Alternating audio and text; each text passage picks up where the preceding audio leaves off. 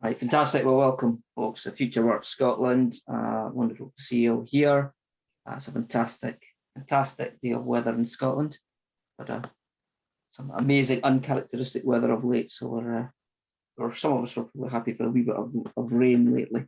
If you've been with us before, warm welcome back. If this is your first time, very warm welcome to you. Just the usual formalities. We do have a code of conduct. In short, we ask that you're respectful to one another. We want everyone to have a great experience and have a great session. And we'll do the usual sort of community sort of shout outs at the end. In terms of Q&A, it is a small group, so we'll see how we go. But if you do have some questions, do please stick them into the chat, prefix them with a Q. We can spot them and relay them back to Ben, but Ben's happy to stop and take questions along the way. Let's see how we go. And with that, I'm delighted to welcome Ben forward to Future Work Scotland this evening. Ben and I've been following each other on Twitter for quite some time, so it's nice to catch up with him and get him along to talk tonight. And he's of course going to be talking about his passion for sort of the Ooda Loop and algorithm of agility. I was really impressed to read about Ben's background, how he started in tech by learning to code on an assault ship when he was with the Royal Marines. That's sort of something we can all boast. And he's been working with numerous sort of tech companies ever since, and empowering their teams and helping them to adopt and learn from military principles. And of course, this evening we're here to hear more about his work with the Ooda Loop and the algorithm of agility. So with that, I'm going to hand over to Ben. Ben, the floor's yours. Thanks, Seth. Hi everyone, welcome. I will just start the screen share, and I might as well just dive straight into the slides, and anyone who turns up can just join in, I guess. So I'm going to be talking about John Boyd's Ooda Loop, not Jim Boyd, John Boyd, who is a US Air Force colonel. And the Ooda Loop turns out to be it's the essential underpinnings of it's the essential underpinnings of what we now know as the agility movement. And so I'm going to talk about a little bit of an intro to me and sort of my journey into technology, cover a bit of the goals of the talk, and then, you know, in the context of those goals, why I think Ooda is so important.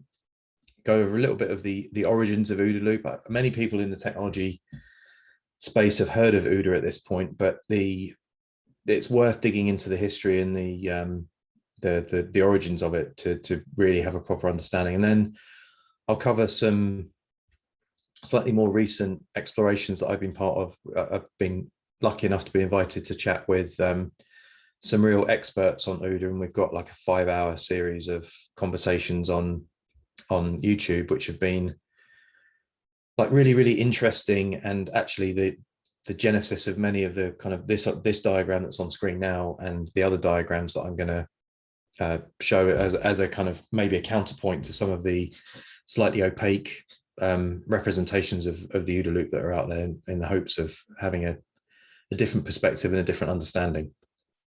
And then we'll chat about, you know, what I think the future looks like. So let's start at the beginning. Here's a very young me on my Royal Marine Signals course shortly after basic training. So at this point, you know, this was early 2000, and I was doing signals training on the most ancient, decrepit comms kit you could possibly imagine. So HF analog radios, I think they were on transistors barely, but they could have been valves inside for all I know. They were really old. It was a communication system called Klansman.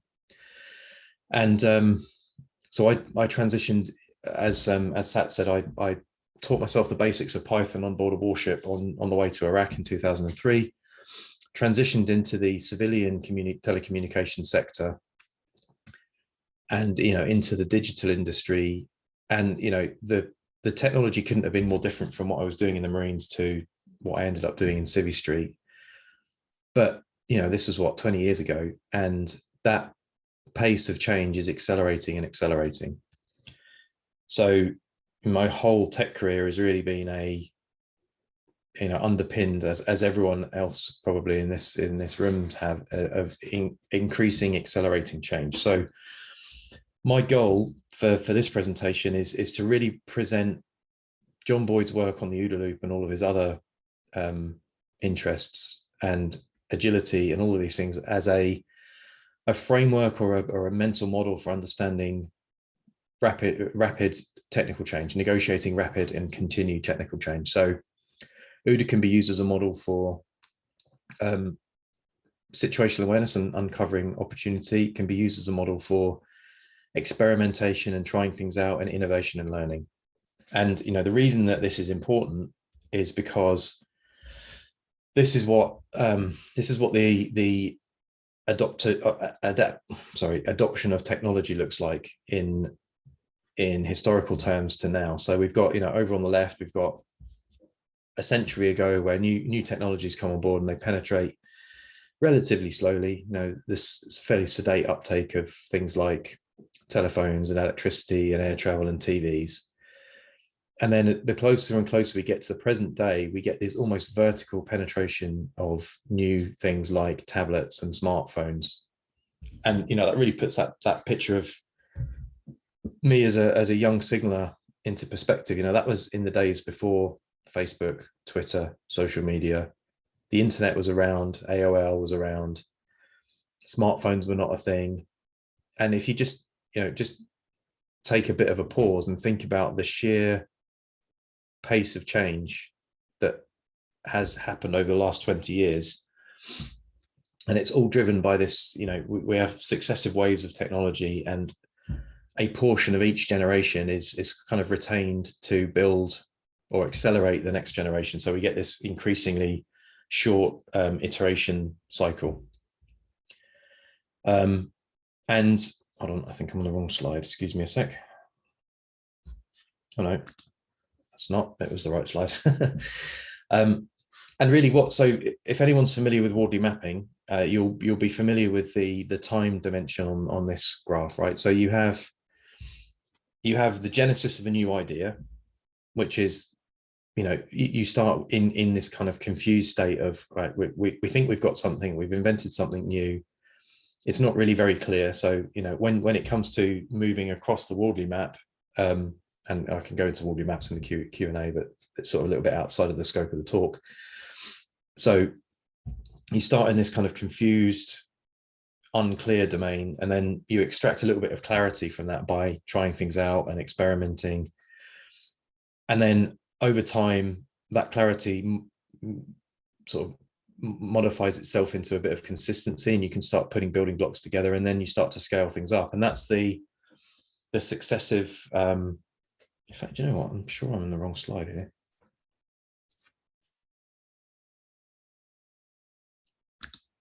Oh, okay, apologies. So then you scale what your ideas are, and then out of the successive kind of evolving new technology, the next generation of confusion and moving on starts, right? So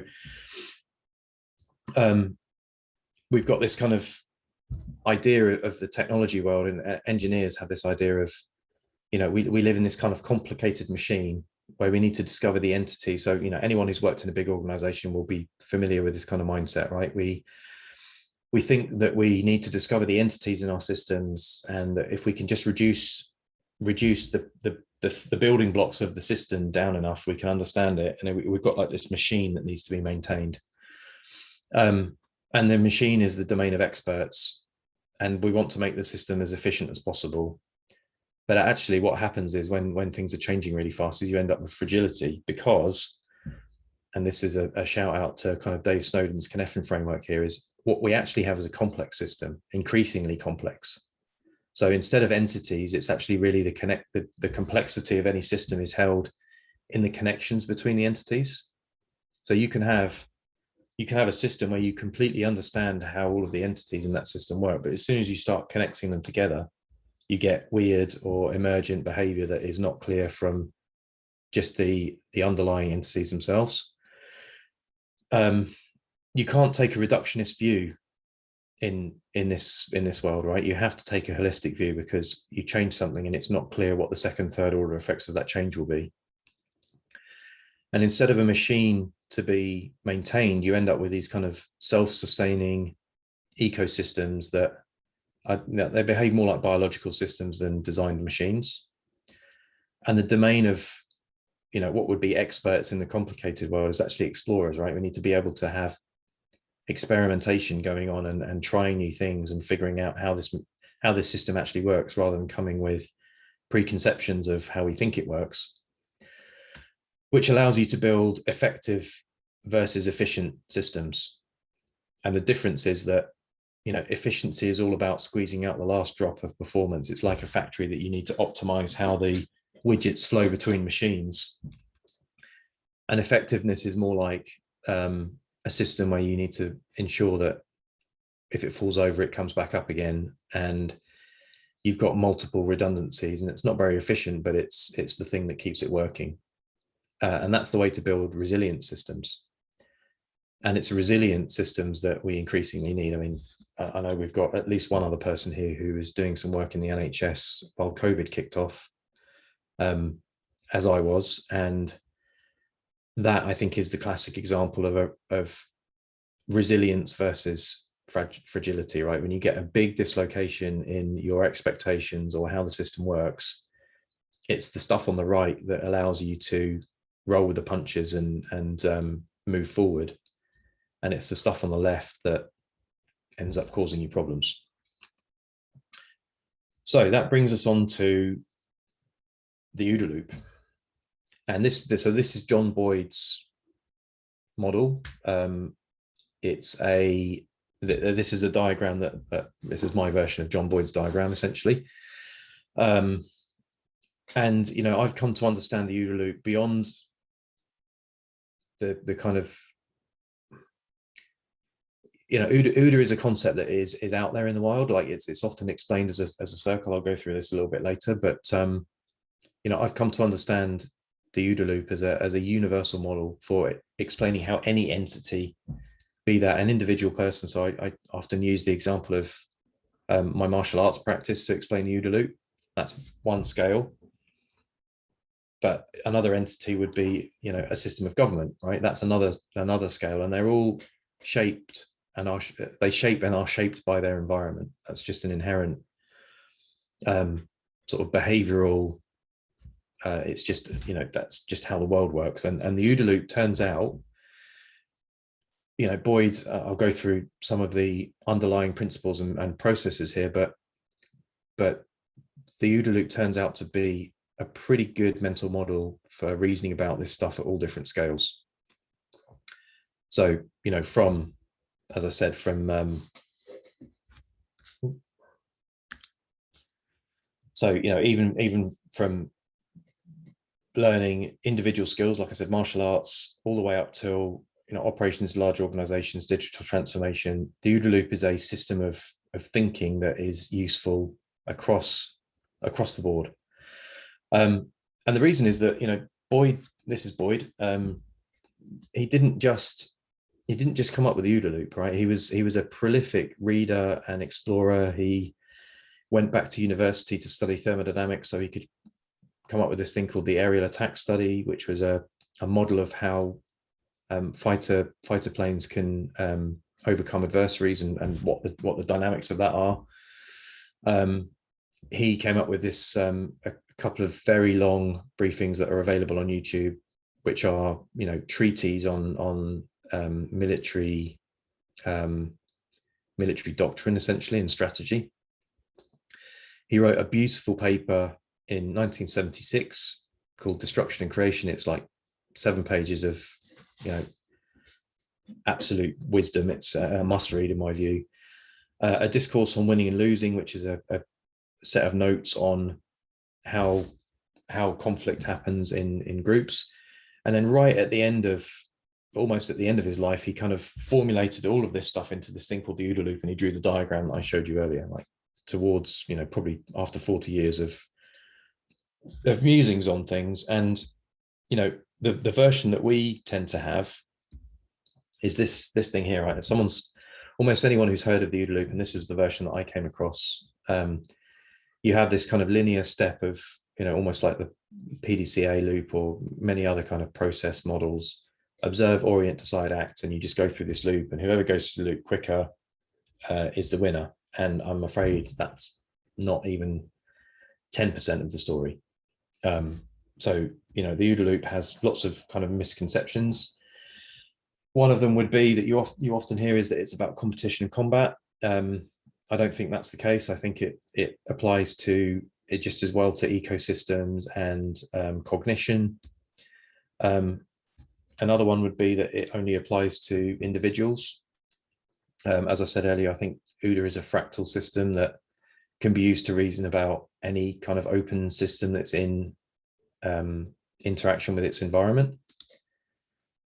And Boyd was incredibly widely read. I haven't got the slide in this deck, but there is a graphic out there that covers like the sweep of Boyd's research and the things that he was interested in kind of sequence. And there's things like philosophy, there's lots and lots of military doctrine, but there's lots of science, and there's lots of psychology, and there's he was very, very prolific and very widely read. But the building blocks, I think, and I've sort of picked my own version of this. So entropy in the second law of thermodynamics, like this was his big learning from the aerial attack study, is that the law of thermodynamics, you can't get around physics, and all of the systems that we are part of are determined by energy flow. So therefore entropy in the law of thermodynamics is incredibly important. Heisenberg's uncertainty principle, and I think the way Boyd ended up thinking of this was that it determines the limits of observation accuracy. So to dig into that a little bit, if you're in a very fast changing situation and your internal ability to communicate those changes is shorter, your internal ability to communicate changes across your organization, say, is not keeping up with the pace of change, well, you end up with a hell of a lot of uncertainty. And then the other kind of pillar that Boyd came to was this Gödel's incompleteness theorem, which is a kind of logic stroke mathsy thing that is pretty related to Heisenberg. It all comes out of quantum physics, but that has some things to say about the limits to internal consistency within a system. So let's sort of dig into here. So entropy then, there's no getting around this. All natural processes create entropy in the exchange of energy. And the generalization of that and the observation that we can make about the systems that we all work in is that if you have a closed system, entropy always increases within a closed system. So the way this shows up for me in organizations, I work in scale ups and startups, is that if you wall in your system, right, if you close off your system from the outside world, the only thing that it can do is kind of feed upon itself. So I've been part of many organizations that have either lost contact with their customer, or they don't really know what the outside world's doing, and it creates this kind of incestuous internal loop that just builds noise and ends up falling upon itself and collapsing. And so uncertainty, so the uncertainty principle from physics is that we can't determine position and velocity, but when we generalize that to the scale of our kind of human organizations, is that when the precision of the observer, and the observer can be an individual, or it can be a company, or it can be a team or whatever, right? When the precision of the observer, the precision that the observer is able to understand the world, approaches the speed with which the world is changing, you perceive uncertain or erratic behavior. So to put this into context, I said I would mention some martial arts examples. So I'm a bit of a lapsed Brazilian jiu-jitsu player. So when I go back to training after COVID, and I go roll with somebody who either hasn't taken a break or is a higher belt than me, the fidelity with which they can sense how they're interacting with me is much greater than mine. So my observation is very, very curtailed compared to theirs. So when they take me by surprise, which happens very often, I have got zero understanding of how that happened. I'm not able to build the same inference chain of the turn of events, because there are things that I've missed or things that I haven't understood in the way that my environment, i.e. my opponent, has changed. And to me, that almost comes across as magic, right? But when you roll with somebody who's very good at jiu-jitsu, you end up in positions that you just have no idea how you got into, and they continue to get worse and worse and worse and worse and worse. And there's nothing you can do about it. And uncertainty is a very charitable way of describing what that feels like. So the other one is incompleteness. So any consistent system of axioms is necessarily incomplete within the system. So this is a bit of a mind scrambler. So if you have a system of logic, that system of logic is incapable of describing itself, which means that if you're in an organization and you're internally focused, or a team and you're internally focused, you have a really hard time determining the consistency of that system from within the system. It almost takes Jocko Willink, one of my favorite kind of ex-military thought leaders. He says that you need detachment, right? You need to be able to detach yourself from the situation in order to perceive what's actually going on. And I think this is really important in the context of the type of work that we do. You have to be able to step outside of the system in order to be able to reason about the system. If you're inside it and embedded in the day-to-day, it's really difficult to do that. And then finally, this isn't one of his pillars, but it's one of his, it's seven, like I said, it's 7 pages of fairly large print PDF. I'll include a link later on. But this little paper that Boyd wrote in 1976, and bearing in mind the amount of progress that's happened since 1976, I still find myself using this continually. So mental models, and that's mental models, our own mental models, but it's also culture within a business or a team or whatever else. They undergo continual divergent and convergent cycles. So what that means is you observe the world around you, you process it by your own internal mental models, and then that throws up new opportunities, which are the divergent side of things, where you might try this, or you might try that. And that means that learning and adapting is this continual ongoing alternation between periods of entropy increase or disorder as you take in new things and you take in new energy, and those things kind of bubble over, and then you consolidate those into new plans, which is like building new structure from the energy that you've received from the environment. And that's my take on what Boyd is talking about in Destruction and Creation. And so what Boyd says about Ooda, or actually it's in this paper called Evolutionary Epistemology by one of Boyd's compadres, Chuck Spinney. And this is the driving process behind Ooda and why it's important and why it applies at all these different scales, is that in order to survive and grow, individuals, organisms, companies, they have to take decisions and take actions, right? They have to do things within their environment. And the reason that they do that is to overcome obstacles and to what Boyd calls increase their capacity for independent action. Right, so that is the driving force behind building a business or a team. You're always trying to understand your environment better so that you can take the best decisions, make the best decisions and take the best actions, so that you can increase your capacity for independent action, like increase your fluency in that environment. So, as I said, I've been part of these YouTube conversations, which have been like mind-blowing. We've got some real experts in these conversations, from like law enforcement to ex-fighter pilots to other martial artists to people doing digital transformations at scale, and the folks who wrote the flow system. And after a few of these conversations, I came up with this as a kind of framing for how I think of Ooda nowadays. And I think, yeah, if anyone's come across Ooda before, it always starts at, orientate, observe, orient, decide, act.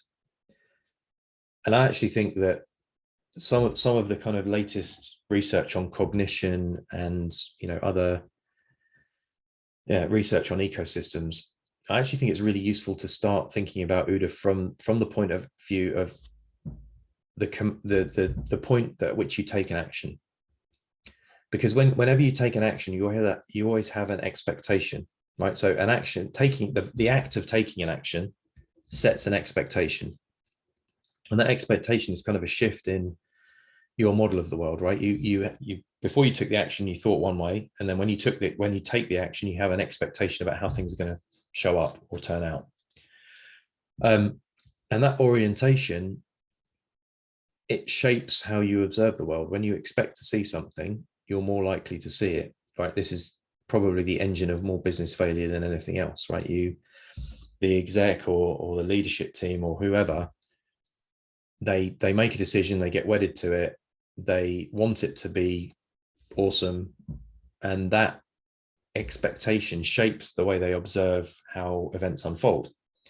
Because inevitably, as you've taken an action, or your team has, or whoever, there's multiple other entities within the environment that are continually taking action.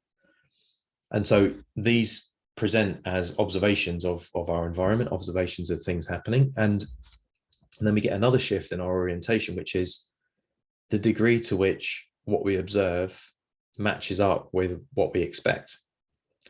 And that generates surprise. So there's another branch of, it's not really a branch of science, but it's a theory called the free energy theory by Carl Fristan, who is he's a neuroscientist, I think. So what happens when you get surprised by something really depends on the degree to which you're surprised and the degree to which you are wedded to your expectations, right? So you can go either of two ways, right? You can change your mental model to say, all right, I got this wrong. I'm going to update my mental model and I'm going to recalculate things and I'm going to think through why I was wrong. I'm going to do, root cause analysis and, all of these very high energy things.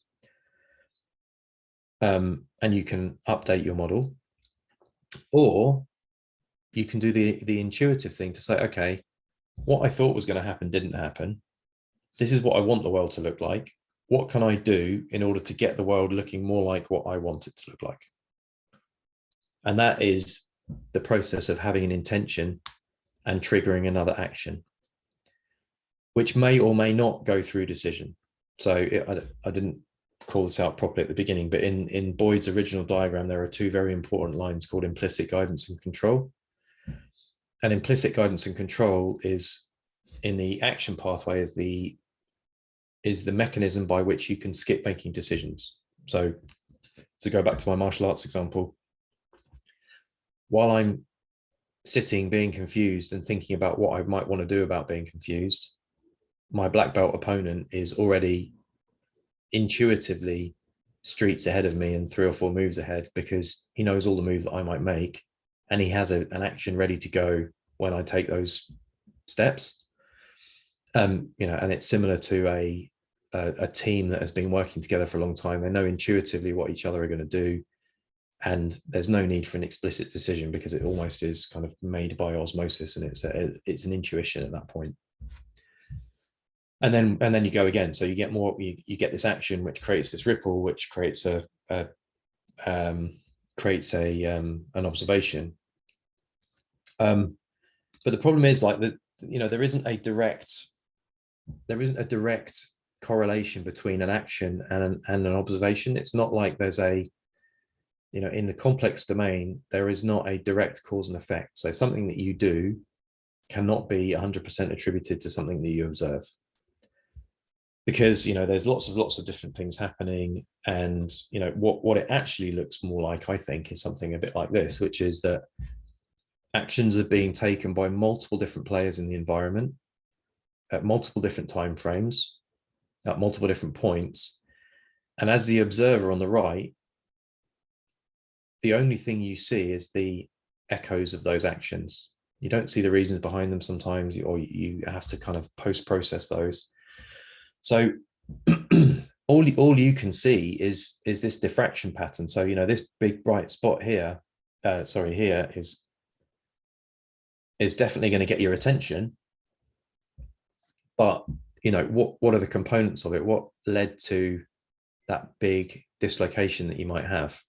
Hard to say, right? So we end up building our mental models from repeated overlapping observations of things going on in the environment.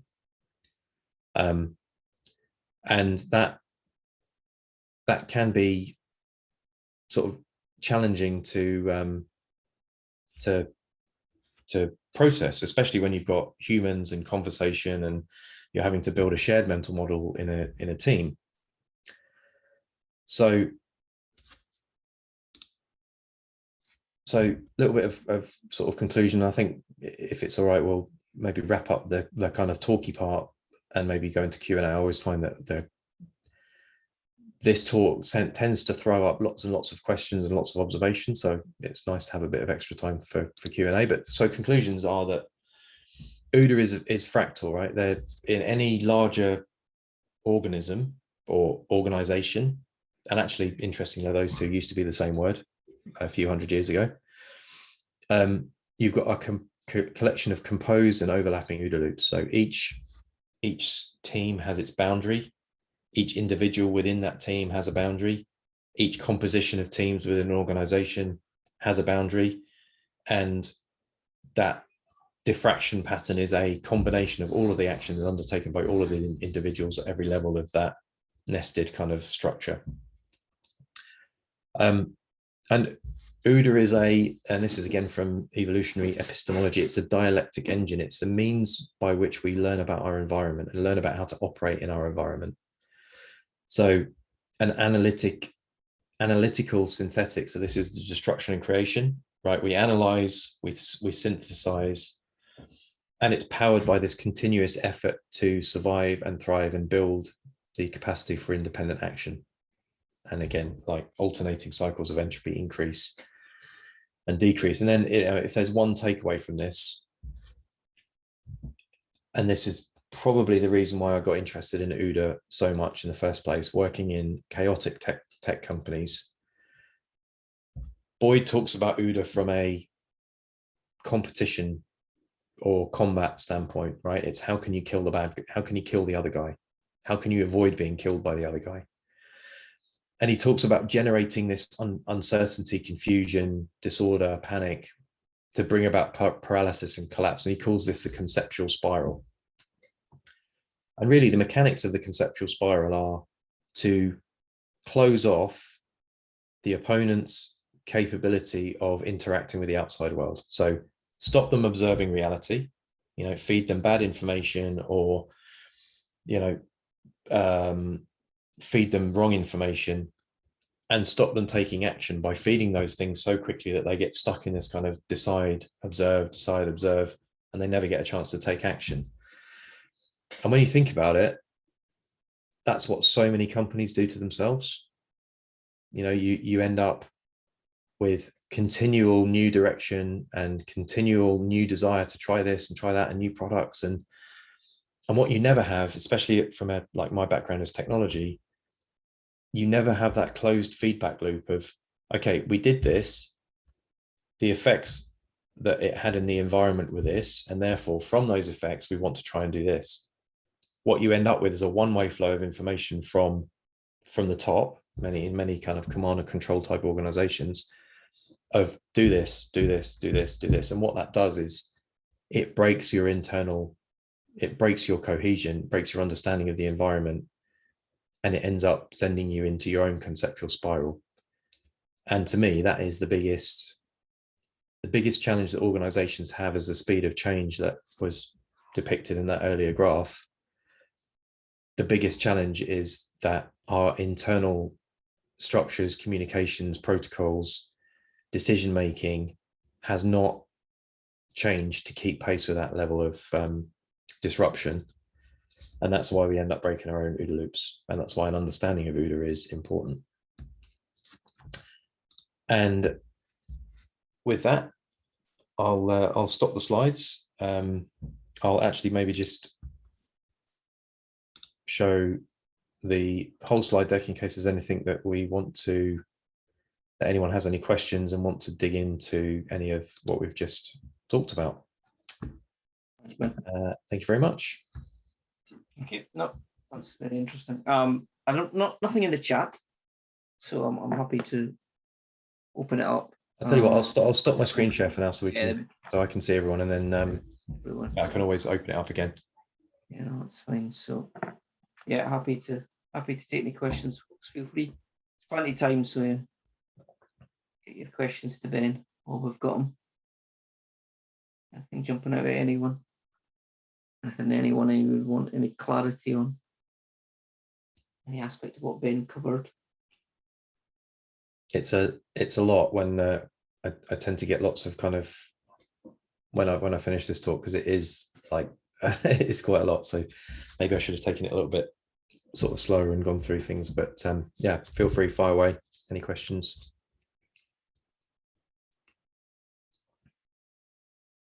You genuinely seem to have stunned our audience into silence. Oh, here's Jim. There you go, Jim. Thanks, Ben. I had actually heard of John Boyd. I've read a little bit about him, not an awful lot, so you've certainly inspired me to go and find out a bit more about him and his work. And thank you for that. Pleasure. So I've been taking a few notes here while you've been presenting to us. And, you know, a lot of what you've said resonates with me really strongly. So I'm in the, I come from a kind of lean space, continuous improvement. And I did used to work in software development for a while, did a lot of software testing. So I kind of know how like chaos can emerge, and it's not fun when you're in the middle of it and you don't have a process that works. As I was taking my notes, I kept saying to myself, putting comments in, this sounds like, you know, this sounds like. So you did mention earlier on in your talk the Plan, Do, Study, Act. Yep. Process from Deming or Short, however you want to look at it. And I did find myself thinking that this has certainly got some similarities to that. So how would you describe the differences as you see them between the Plan, Do, Study, Act and OODA? Yeah, that's a good question. I guess, you know, similar question for something like the scientific method, where you come up with a hypothesis and check it. So I think the thing with the OODA loop, and actually there's some of the folks that I've been in these conversations with, I've been lucky enough to actually go and look at the Boyd archive at Quantico, where all of his kind of books and notes are kept. Yeah. And he actually has some extensive notes on Deming. And I think the biggest point of difference is that I think in the Western world, we're still very much stuck in this kind of decompose to explain mindset. And I think maybe lean and sort of, you know, lean manufacturing is a bit like that. You know, you treat, right, you take what's in front of you, you treat it like a closed system, you pull it apart, you put it back together, and that helps you understand it. Whereas I think the main thrust of OODA is really reacting to the outside. So treating it explicitly as an open system that has inputs, then you want to, you know, you want to take actions in that environment and change it. So if I had to put my finger on a single kind of big differentiator, I would say that it's the difference between optimizing a closed system and accepting the unfolding emergent properties of an open system. Okay. Well, I'm certainly going to go and have a deeper study of some of this now that you've piqued my interest. So thanks for that. So yeah, Boyd's biography by Coram is a very good place to start. It explains all of the kind of the OODA loop, but it also gives a bit of a historical look at the progression of Boyd's ideas and, you know, the character of the man himself. It's called Boyd, the fighter pilot who changed the face of war, or something like that. But it's, if you search Boyd and Coram, you'll Would find you spell quorum? CORRAM, I think, or CORAM. Thank you. Thanks, Ben. I mean, do you have any examples of how this OODA loop is basically applied in technology or in service sector? Any kind of example that jumps out? Yeah, I mean, the Scrum process, any of Steve Blank's ideas that, became Eric Ries's ideas of lean startup, and many of the underpinnings of Agile are actually either look very similar to OODA or are explicitly derived from OODA. So, the idea of having a sprint cycle where you have a retrospective at the end, which is almost like your observation of how things worked. Like, you're supposed to have shipped something into production by that point, which is something that I think is often brushed under the carpet in many bigger organizations. But, at the point of doing a retrospective, you are supposed to have some input from the outside world, right? You're supposed to have some idea of how the stuff that we did in the last 2 weeks has made a difference. And you're supposed to be able to take that into the next iteration of planning. And you're supposed to be able to, God forbid, allow that to change what you take into the next iteration, rather than picking things off a static backlog. The whole point of the retrospective, in my view, is that you allow what's unfolded in the outside world to influence what you do next. So from a kind of philosophical point of view, like, the whole point of Agile, well, the whole model of Agile is really about building a better OODA loop in your team or in your business. But again, to Jim's point, I think the whole processification of that of that world over, consultants come into a market, they need a process to be able to sell, they need a checklist or whatever, and they simplify and simplify and simplify. So it's almost like you have to strip back all of those layers of simplification, and actually when you do, in my view, you come to something that looks very, very similar to an implementation of the OODA loop for a team or for a business. Well, definitely see some, as I think Jim mentioned, I also work in kind of lean side of things, Lean Six Sigma, Black Belt and all. Yeah. There are kind of similarities if we talk about from an improvement perspective. And when you look at a high level PDCA or OODA loops, these are kind of similar, applied in a different context, maybe with a little bit adaptations and all. Yeah, I think like the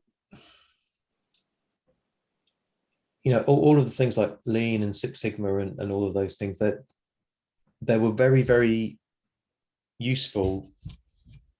Well, they still are, like that, they still, everything's got their own, the context in which they're useful. But they're almost like they were designed for the world where you could consider a closed system, right? You could consider a factory, yeah, and say, right, I know how many widgets that I need to develop, I need to release, and that's stable, and that's a constraint of the system. And now all I need to do is just kind of rearrange things and get things working such that I optimize for the number of widgets that I can, throughput. And I think that was a good fit up until maybe 15, 20 years ago, where the interconnectedness of global supply chains and ecosystems and everything else meant that, you really can't have closed systems anymore, because anything that happens almost anywhere in the world can have a knock-on effect. Yeah. And the only kind of way to operate that makes sense in today's world is a reactive, accepting the world as it unfolds and dealing with what comes up. And that's one of the reasons why I'm, so passionate about having a better understanding of the OODA loop out there, because it's that allows leadership teams and individuals to let go of needing certainty and to just be able to sort of react fluently to how things come up. Yeah. And that's ultimately going to be the thing that the ability to do that, I think, is going to be the big differentiator of companies or individuals or teams that are successful in, future years. Yeah, absolutely, I agree. I mean, lean as a methodology or a structured problem-solving approach has evolved as well from last few years. We started with Daiichi Ono and TPS production systems and all that stuff. Now it's not only in manufacturing; it's applied across various industries. And we might have had recently the ship got stuck in Suez Canal, is saying just in time doesn't work for the supply chains anymore. But there are bits to kind of lean which have evolved, and I think does work. Those are the basics for Yeah. improvement, but then you can build on top of it that buffer. Yeah, I read a really, really interesting article. I can't remember who I found it from. It might have been from Nigel Thurlow, actually, but it was making the point that, Jaguar Land Rover is a good example. They've been hit by this chip shortage. Right. And Toyota have built this kind of sensory system that's sort of 2 or 3 deep into their supply chain. So it's not just their suppliers, but their suppliers of their suppliers to like however many levels it is, that gives them this incredible sensory mechanism, right? The observation of their OODA loop, essentially, which enabled them to sense this upcoming potential chip shortage and do the complete opposite of what lean, a dogmatic adherence to lean or TPS might teach you to do, which is to not keep any inventory. They said, well, actually, it's appropriate now that we keep inventory because this thing's going to start running out. So I think that's a really interesting observation that, I don't know, I think it's the presence of big consultancies that really piss in the pond, if you like. It's, they want to make everything so frameworky, for want of a better word, that we lose so much of the nuance of, and the actual, when you go actually back to the people that really know about this stuff and the people that invented this stuff, they're like, no, actually, dogma, when doctrine becomes dogma, it's time to drop it. And actually, there's always a get out clause for people that really know what they're doing. Are there any other kind of mental models or kind of frameworks that you would suggest? Kind of interesting, Ooda, but to be honest, I didn't heard about this Ooda till today, basically. But are there any other mental frameworks for kind of improvement and growth which you would suggest kind of reading about? Yeah, definitely. So, so 2 of my compadres on the Ooda exploration. So you could go watch those videos; they're quite fun, and Yeah. they're a good laugh. But yeah, Nigel Thurlow and Brian Ponte-Rivera, who are co-authors on this book called The Flow System, Okay. which has a lot of team science, Toyota theory of constraints, flow, and lots of Ooda. That's a really good book to read. You could also look into Mission Command, which is the sort of German doctrine of maneuver warfare, which was a big influence to Boyd. And you could look at Donella Meadows' work as well, actually, on systems. So Places to Intervene in a System is a nice little paper to read, which makes the point that that there's the areas of intervention in a system. We tend to spend the most attention and the most energy on the things that are the shortest levers, right? The biggest lever for change is a paradigm shift in an organization. But we tend to spend all of our effort on changing the constraints or optimizing the pipelines or something like that, right? And I think that was a really interesting kind of bit of a paradigm shift for me, actually, reading that paper, is that the reason that we get such bad results in digital transformations is because we spend all of our effort on we've got the Pareto distribution of where we should spend our effort wrong, almost kind of wrong polarization in a way. Right. Thank you for that.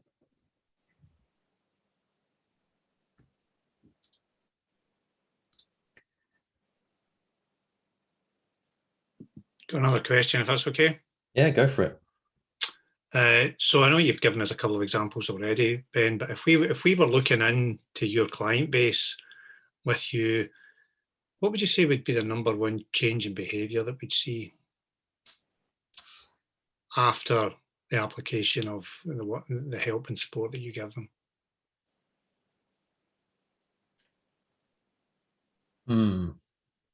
I mean, the reason I'm asking that, I was particularly, when I was writing my notes, I was thinking about an example I had from years ago when I was working in sorts kind of software dev and test, and I was working in a computer manufacturing, bleeding edge company, and you'd think companies like that would have everything sorted out, and it's just chaos. Yep. And I mean, our team was head of sorting out the software test systems, and we were getting hammered every day at operations meetings. Because we, just like your martial arts example, we didn't know what was coming at us. Yep. I remember sitting down one day, and oddly enough, it's a military analogy. I just thought of myself as like a ship, a military ship sitting out in the ocean and having all these different threats coming at it, like, sea skimming missiles and, fast fighter attack aircraft and an air balloon and a assault with camel, all going at different speeds, carrying different, payloads, with different threats. And I kind of worked through that and talked through it with a few people, and it basically gave us a picture and a model to work with. Yep. Suddenly we started to create connections into the areas of the business where the information lay. Yep. And not overnight, but very quickly we went from being in a chaotic situation to getting in front of the train, mix my metaphors here, and suddenly getting a grip on things. Yeah. So things that were previously threats started turning into opportunities. Yes. And it was phenomenal, the difference that made. And that was just, it was just a simple model with a communication action on the back of it. Yeah. And as long as that information flow was working, we were on top of things, and it was just wonderful the difference it made. So that's what resonated with me, and I'm just wondering if you've got examples like that or different. Yeah. So that makes a huge amount of sense. Like I can't remember if I mentioned this at the beginning of the talk, but actually for quite a long time after I got into tech, I really kind of discounted my military experiences. I only served 4 years. I went on a few operations, but nothing particularly dramatic. And it wasn't until I started really thinking about this stuff that I really thought about, what is it that the military does that enables them to operate in chaos? And what it is, it's, everyone thinks of military leadership as like, oh, the military trains leaders. That's true to a degree, but actually the military creates a system for leadership. And that is a very subtle but very important distinction. And the system for leadership is the operational tempo and the communications around that. So that it's the planning and the orders process, which to a much greater degree than we typically experience in Civvy Street sets the context for the operation. And setting the context is the thing that allows people to operate independently, because you understand what the intent is. And that's where, like, to Harry's question, mission command, that's what that's all about. It's having everybody at every level of an organization or operation understand what the intent is, so that when the shit hits the fan, when things go wrong, that you have an immediate plan A that you can put into action, right? And then the other thing is the debrief process, which is, what I was saying about retrospective. The debrief in the military is like a retrospective on steroids, because it's not only what have we just experienced and what does that mean, it's also thinking about the system within which that was experienced. So what do we want to make? What changes do we want to make about the way we do the work, not just what went wrong in the work that we've just done? So I guess those are the two kind of big takeaways that I try and communicate to people. It's that, a poor decision that ended up in a good outcome is still a poor decision. And a bad decision in retrospect that was taken the right way is actually probably a good decision. because it's the process that's more important than the outcome. It's the process that leads to long-term, it's the process that drives the long-term results. But that's not how we typically think of things. And if anyone wants to read up on probably the best book on the whole dynamic of this, it's Team of Teams by General Stan McChrystal. That's a very, very good book to read. Thank you. We have Jerry from the McAllister group coming to join us in about a month's time. Yes. Jerry Osborne, so that'll be an interesting session. Yeah, I'll try and come along to that one. That'll be good. Mara, you've patiently had your hand up for a while. You got a question for Ben? Yeah, thank you, Seth. So the whole time listening, and I guess I'm biased because since I was working my PhD back in the years, I've been familiar with the Ooda Loop. Okay. And it was the perfect example for us. It's a very particular area, very particular scope, perfect example for us for something that is very often misused, combinatorically exploding, and leads to paralysis in any system you try to build into it, if you do it in a very dumb way. So I personally didn't pursue that thread much deeper because I understood that you have to have a lot of respect for that and really understand it very well by practicing testing it. So here's my question. Since we all are working with teams, with people, with systems, some of them technological, some of them organizational, etc. Do you have any insights or experience or any kind of wisdom on the combinatorial explosion that happens when you try to take into account many factors and many variables? So in your diagram, in many of your diagrams, I could see some grade flows, and I understood them as there are many Ooda loops actually in your Ooda loop. So it depends on how you define your system. I'm going to summarize my question again. You have any insights, any experience, any wisdom on this particular aspect of combinatorial explosion? Yeah, so that's a great question actually. And combinatorial explosion is I think it's what happens when you have too much creation, not enough destruction. So too much expansion without collapsing down into some sort of answer or action, right? And I think a lot of companies end up doing that, especially like, so let's say startups that are in a really hot environment. They've got so many opportunities and they try and bite off too many, and they try and do this, and they try and do this, and they try and do this, and they never actually land anything because they're always trying the new thing without actually seeing the ripples of a thing seen through to conclusion. So there's one of the aspects of, I've got another talk on mission command, which Boyd, mission command to me is like the decision and the action side of the Ooda loop.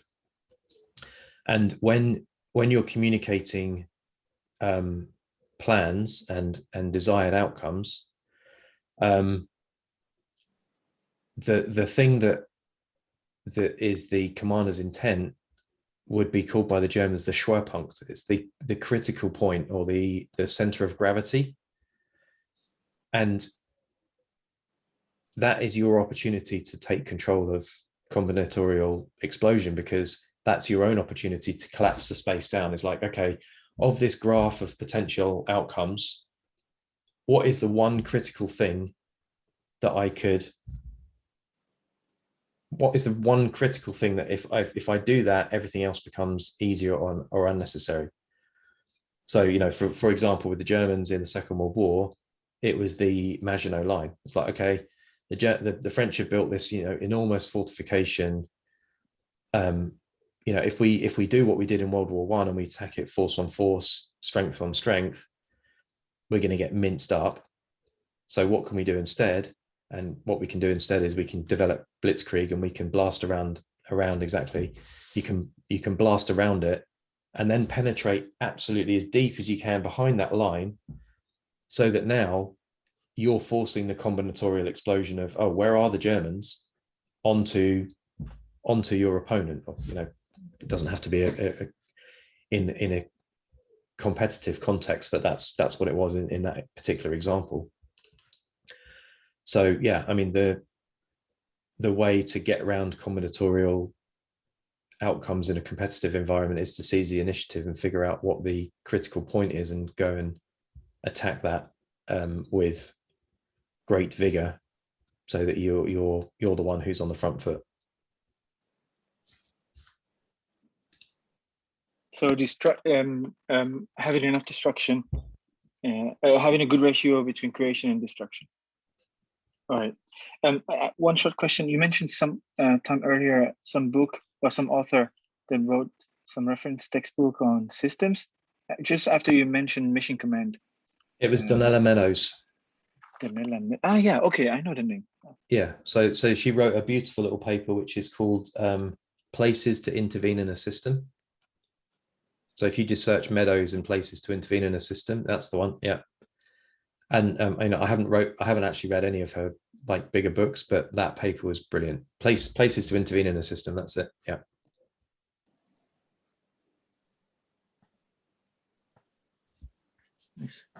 Great. That helpful, Malu, was it? I'm guessing it was you going back on mute. Oh, you put your hand up again. Oh, you're down again.